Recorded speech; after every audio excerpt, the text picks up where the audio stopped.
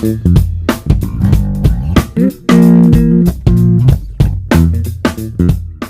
I'm Norm Stockton, and you're watching for BassPlayersOnly.com.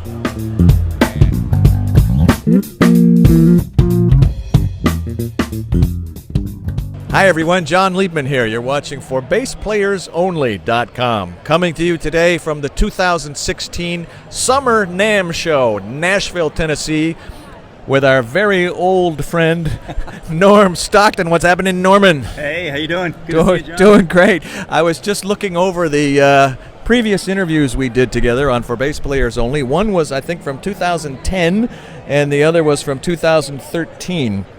So I think we have some catching up to do. Time flies. Yeah, we got the whole about those interviews are both up there for BassPlayersOnly.com. Just put Norm Stockton in the little search thing and they'll come up. Plus, if there are any other stories or anything we did on Norm, it's all there. It's all good stuff. But we got the background, the musical upbringing, all the stuff you did with Lincoln Brewster and Bobby Kimball and everything else.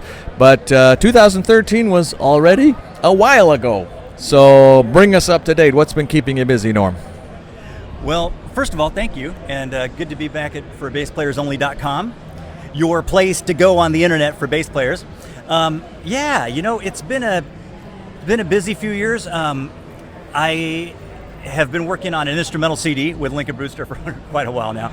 Vinny Colaiuta played drums. We're really excited about the project, but Lincoln's schedule and my schedule have not been working out for the last few years. So it's actually, we're holding out hope this year it's going to come out.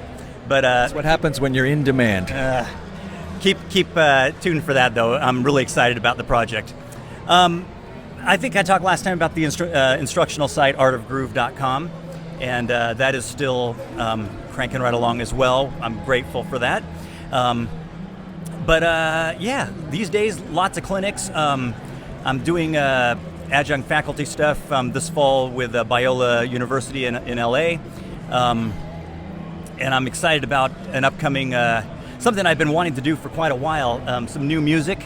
I can't share too much about it yet, other than saying that it will have something to do with grooves, and it will have something to do with sushi. And it will be largely video-based, so... Are you pondering more sushi right now? I am, actually. Okay.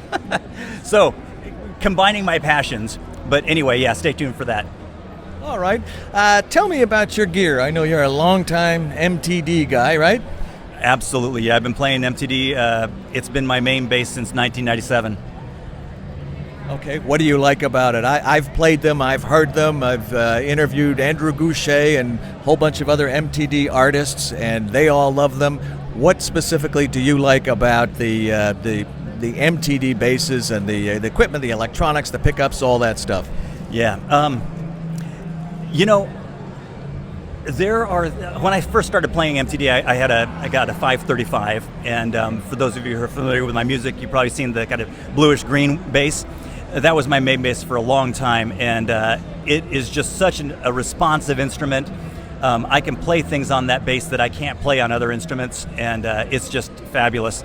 Fast forward to the years that I was working primarily with Lincoln Brewster, and I was playing that orange bass. It was the J5 prototype. It was a prototype of what ended up being his Saratoga series, which is Michael Tobias's version of a J bass, and it was phenomenal for what it did.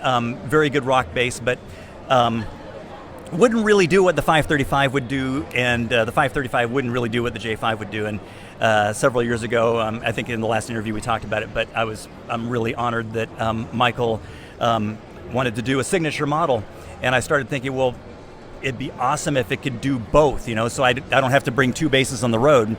So that was the sort of the design philosophy, or the design objective with the Norm Stockton artist model. And it's basically an MTD J5 or Saratoga, but on steroids. It has titanium rods in the neck and a bunch of things that really optimize it and allow it to cover a really broad range of music. There's a video on YouTube where I'm demonstrating a bunch of the different sounds it makes, but it covers a lot of ground, all the way from a really modern slap tone to more of the Marcus kind of J-bass slap tone, to the bridge pickup Jocko thing to a really aggressive rock sound. It covers all of that and a lot more. So, and one of the things, you mentioned electronics, and one of the things that really we spent a lot of time working on, me and Bartolini, originally Bill Bartolini, and then eventually Clyde Clark, who runs Bartolini now, a great guy, and the two of them worked together for years, and so they're both full-on propeller head kind of guys, but that's who you want when you're talking about designing pickups. And we spent a long time prototyping the pickups that ended up, the electronics that ended up going into the Norm Stockton Artist bass. The finalized versions are in the bass that I play today. They're special pickups. They're 2 J's in each soap bar, so you can go back and forth between single coil and humbucker individually. In addition, there's a push-pull on the mids that are different frequencies than the normal ones that Bartolini does for MTD. And they were actually, those frequency centers were picked not based upon any sort of, those numbers sound like good numbers. They were picked blind with a big old knob that was unmarked, and the back of the bass was, the control cavity was open. There were wires sticking out to this unmarked knob, and it was like a rotary thing. And I was like playing and kind of going, okay, that frequency right there speaks really well for this sound or whatever. And those ended up being 250 and 450, which are kind of unusual frequency centers for mids, but they really speak well on this bass. And I'm super honored and stoked that the bass, I've spoken to a handful of retailers, and that's one of the best-selling MTD models right now. And I think it's not testimony to anything great about me. It's testimony to the fact that we were trying to design a bass that was really versatile, and the people that are buying that bass span the range from rock to jazz to funk to fusion to blues guys or ladies. It covers the whole range, and it makes it where you only need to bring one bass on the road. So, but Bartolini was certainly a huge part of that. Well, great. It's a great combination, Tobias and Bartolini. I have a couple Tobias basses, not MTD basses, Tobias basses. I think the serial number on one of them only has 3 digits. It was one of the first ones. From Burbank, or? Yeah, on Cahuenga. Yeah, I remember those, going to Mike's shop. Let's talk a little bit about the music.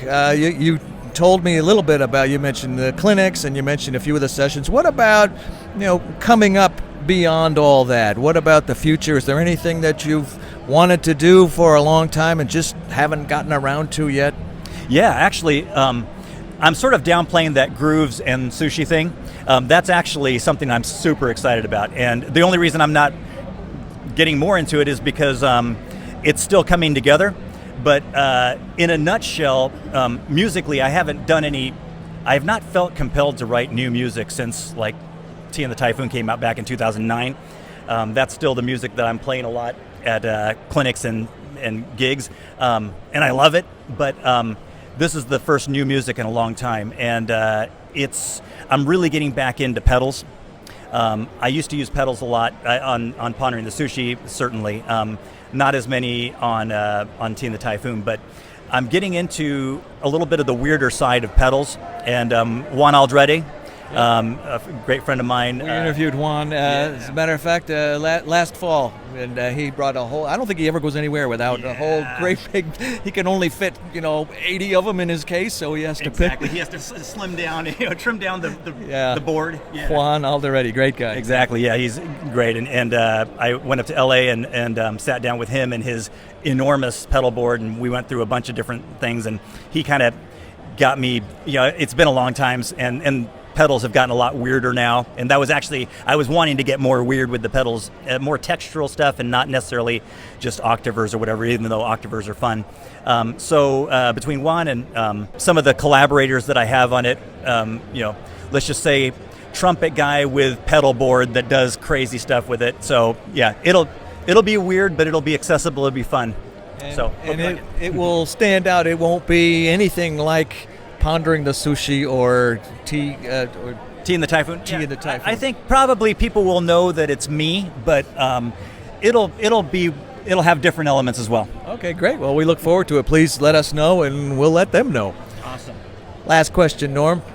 You have any advice for up and coming players or wannabe players who want to make a career out of playing bass or playing guitar or playing music, having a career, making a career out of it?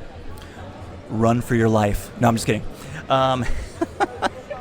Actually, I think that making music is an enormous privilege and one of the highest things you can do in this life. I'm very, very grateful for the opportunity to make music, and I think perhaps, if anything, I just want to encourage you to not, the music industry can make you really jaded. There's aspects of the music industry, it's like, it's a business, right?